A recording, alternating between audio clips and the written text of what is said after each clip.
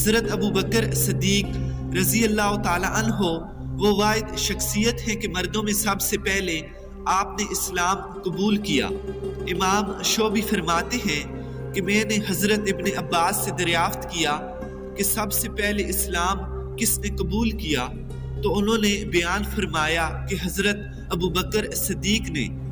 اس بارے میں محمد بن اسحاق بیان فرماتے ہیں، مجھ سے محمد بن عبد الرحمن نے حضرت عبداللہ بن حسین رضی اللہ تعالی عنہ کی روایت بیان کی کہ حضور نبی کریم صلی اللہ علیہ وسلم نے ارشاد فرمایا کہ میں نے جس کسی کو بھی اسلام کی دعوت دی اس نے کچھ نہ کچھ تردد سے کام لیا سوائے حضرت ابو بکر صدیق کے۔ جب میں نے انہیں اسلام کی دعوت دی تو انہوں نے بغیر کسی تعامل کے فوراً اسلام قبول کر لیا۔ آپ کے قبول اسلام کے بارے میں مختلف انداز سے واقعات بیان کیے گئے ہیں۔ ایک روایت میں آتا ہے کہ حضرت ابو بکر صدیق رضی اللہ تعالی عنہ فرماتے ہیں کہ بعثت نبوی صلی اللہ علیہ وسلم سے پہلے میں تجارت کے سلسلے میں یمن کے سفر پر گیا ہوا تھا۔ وہاں پر قبیلہ ازد کے ایک انتہائی بوڑھے شخص کے پاس گیا جس نے آسمانی کتب پڑھی ہوئی تھی۔ اس بوڑھے نے جب مجھے دیکھا تو کہنے لگا، میرے خیال میں تمہارا تعلق حرم کعبہ سے لگتا ہے۔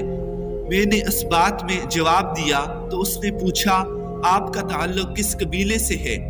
میں نے کہا، بنو تیم سے تعلق رکھتا ہوں۔ اس پر بوڑھے نے کہنا شروع کیا کہ میں نے آسمانی کتب میں پڑھا ہے کہ حرم پاک میں ایک پیغمبر مبعوث ہوں گے، ان کے دو دوست ہوں گے، ایک جوان اور دوسرا ادھیڑ عمر۔ جوان مستقبل میں بہت سی پریشانیوں اور دشواریوں کو رفع کرے گا، جبکہ ادھیڑ عمر لاغر جسم اور سفید چہرے والے ہوں گے۔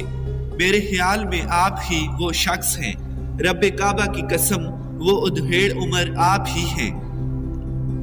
اس کے بعد میں یمن کی تجارت سے فارغ ہونے کے بعد واپسی پر اسی بوڑھے سے الوداعی ملاقات کرنے کے لیے گیا تو اس بوڑھے نے کہا، میرے پاس اس نبی برحق صلی اللہ علیہ وسلم کی شان میں چند اشعار ہیں، آپ ان اشعار کو نبی برحق صلی اللہ علیہ وسلم کی خدمت اقدس میں پیش کر دیں۔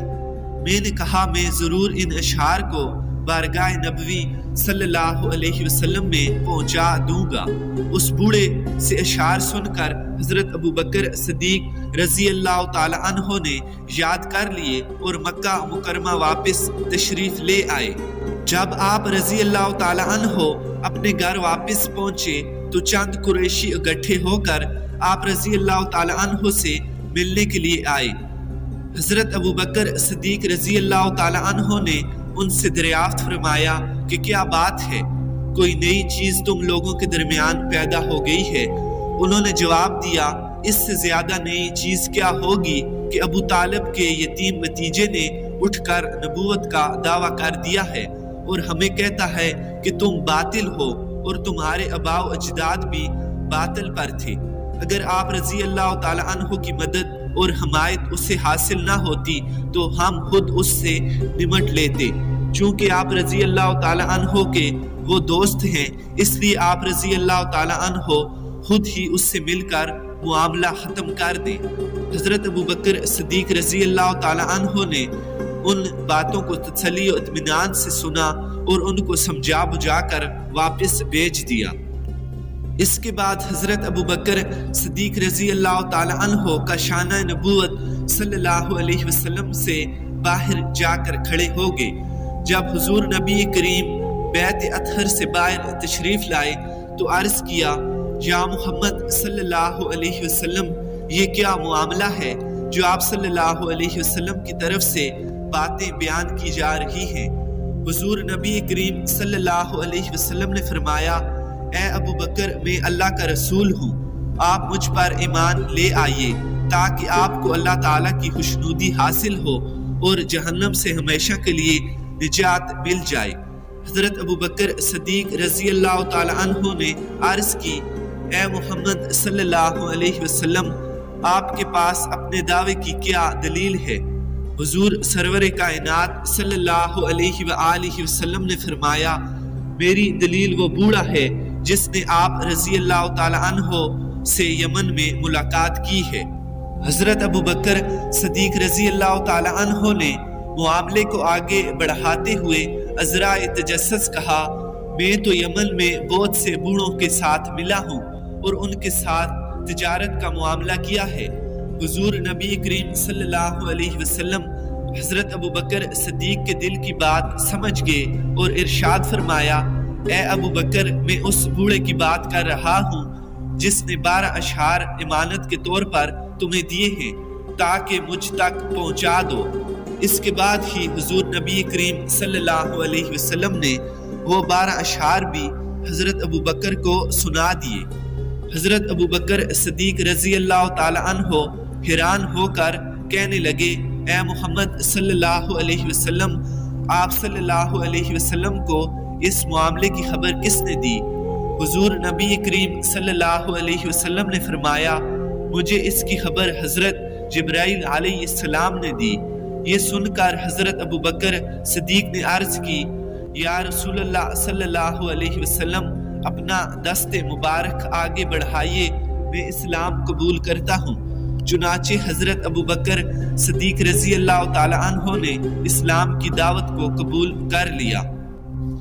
آپ کے قبول اسلام کے بارے میں ایک اور روایت میں آتا ہے کہ قبول اسلام کے بارے میں ایک واقعہ یہ بھی ہے کہ حضور نبی کریم صلی اللہ علیہ وسلم کی بعثت سے قبل حضرت ابو بکر صدیق رضی اللہ تعالی عنہ نے خواب میں دیکھا کہ چاند ٹکڑے ٹکڑے ہو کر آسمان سے نیچے خانہ کعبہ میں گر پڑا ہے۔ اس چاند کے ٹکڑے مکہ مکرمہ کے ہر گھر میں آ گرے۔ اچانک وہ تمام ٹکڑے اکٹھے ہو کر اپنے پہلے والی شکل میں آ گئے اور آسمان کی طرف چلے گئے، لیکن وہ ٹکڑا جو حضرت ابو بکر صدیق رضی اللہ تعالی عنہ کے گھر میں گرا تھا وہ وہیں پر رہ گیا۔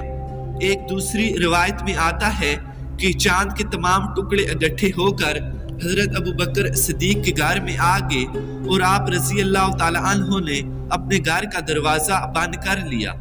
کچھ عرصے بعد حضرت ابو بکر صدیق رضی اللہ تعالی عنہ تجارت کے سلسلے میں دوران سفر بحیرہ راہب کے پاس گئے اور اس سے اپنے خواب کی تعبیر دریافت کی۔ بحیرہ راہب نے خواب سن کر پوچھا، آپ کون ہیں؟ آپ رضی اللہ تعالی عنہ نے فرمایا، میں قریشی ہوں۔ بحیرہ نے کہا، اس خواب کی تعبیر یہ ہے کہ مکہ مکرمہ میں تمہارے درمیان ایک پیغمبر کا ظہور ہوگا جس کی ہدایت کا نور مکہ مکرمہ کے ہر گھر میں پہنچے گا، اور آپ رضی اللہ تعالی عنہ ان کی حیات طیبہ میں ان کے وزیر ہوں گے اور ان کے وصال کے بعد ان کے خلیفہ ہوں گے۔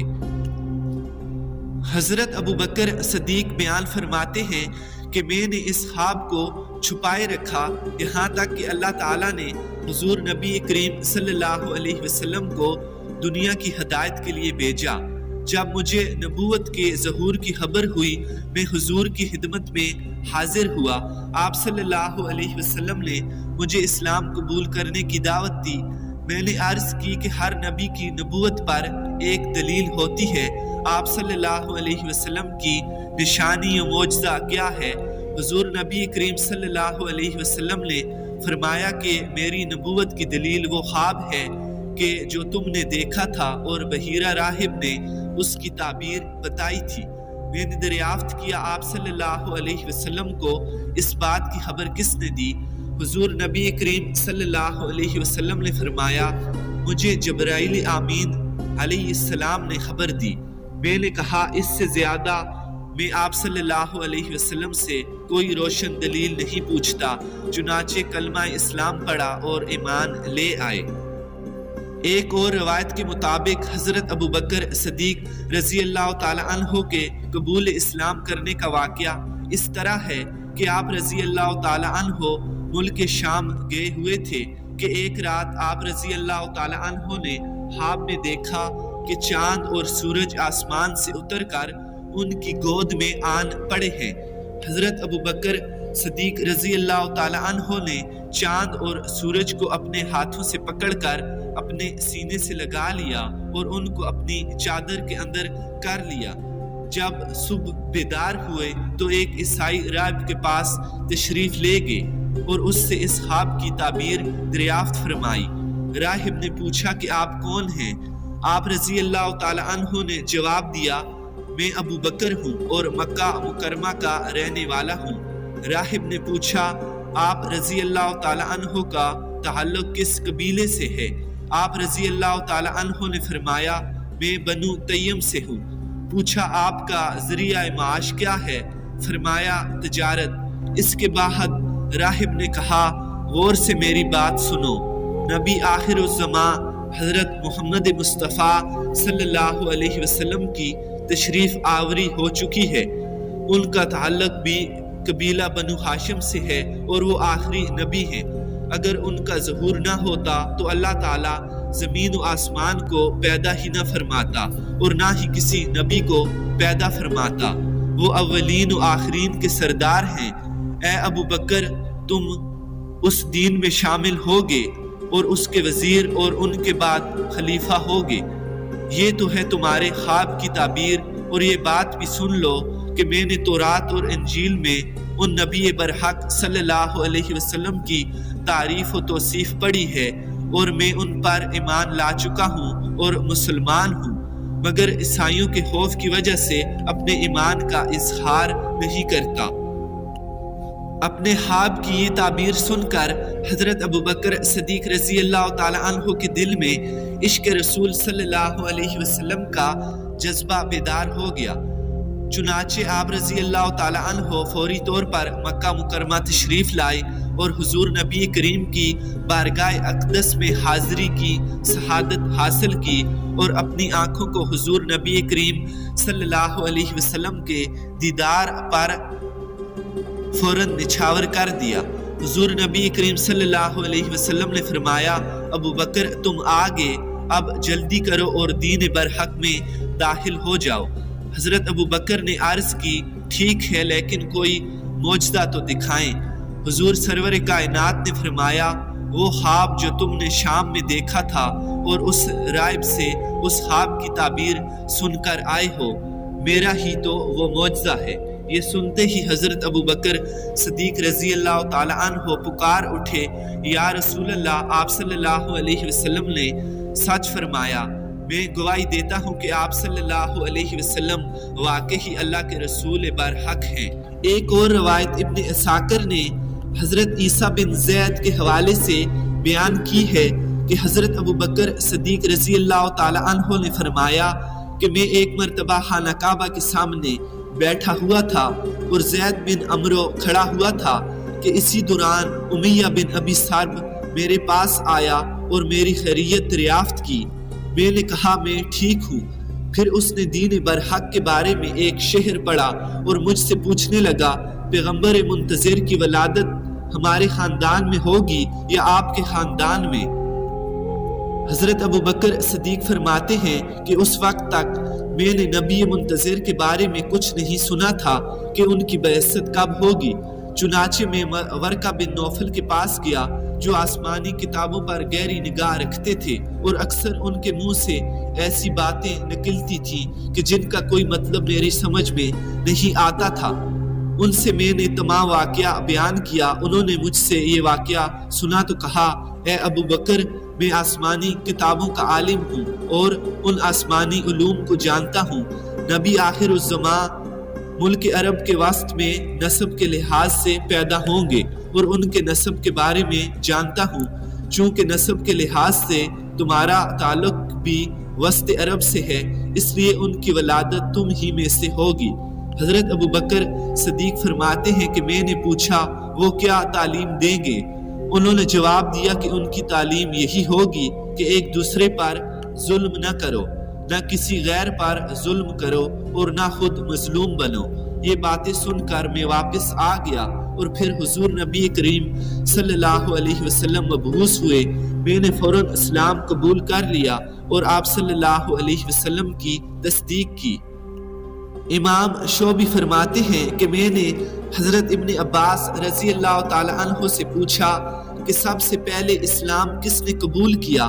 تو آپ رضی اللہ تعالی عنہ نے جواب دیا کہ حضرت ابو بکر صدیق رضی اللہ تعالی عنہ نے اور تم نے حسان بن ثابت کے یہ اشعار تو سنے ہوں گے، جب تم کسی کا رنگ و غم یاد کرو تو حضرت ابو بکر صدیق رضی اللہ تعالی عنہ کو بھی یاد رکھو، وہ دنیا میں سب سے زیادہ متقی اور عادل تھے سوائے نبی کریم صلی اللہ علیہ وسلم کے۔ آپ رضی اللہ تعالی عنہ سب سے زیادہ وفادار اور صلح کار تھے۔ آپ رضی اللہ تعالی عنہ اللہ کی بارگاہ کی طرف رجوع کرنے والے تھے اور یار غار تھے۔ آپ رضی اللہ تعالی عنہ ہی سب سے پہلے رسول اللہ صلی اللہ علیہ وسلم کی تصدیق کرنے والے تھے۔ حضرت ابو بکر صدیق رضی اللہ تعالی عنہ نے جب اسلام قبول کیا تو آپ رضی اللہ تعالی عنہ نے اس کا اظہار کیا۔ اللہ تعالیٰ اور اس کے پیارے رسول کی طرف لوگوں کو دعوت دینا بھی شروع فرما دیا اور دین اسلام کی تبلیغ میں کوشاں ہو گئے۔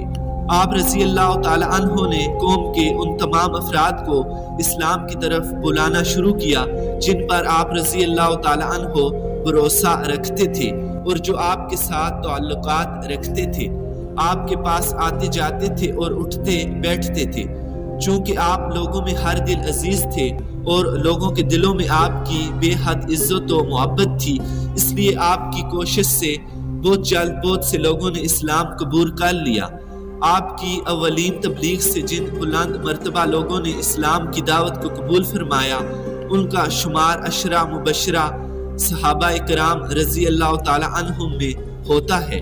آپ کی کوششوں سے جن شخصیات نے اسلام قبول کیا ان میں حضرت عثمان غنی، حضرت زبیر بن عوام رضی اللہ تعالی عنہ، حضرت عبد الرحمن بن عوف رضی اللہ تعالی عنہ، حضرت سعد بن ابی وقاص رضی اللہ تعالی عنہ اور حضرت طلحہ بن عبداللہ رضی اللہ تعالی عنہ شامل ہیں۔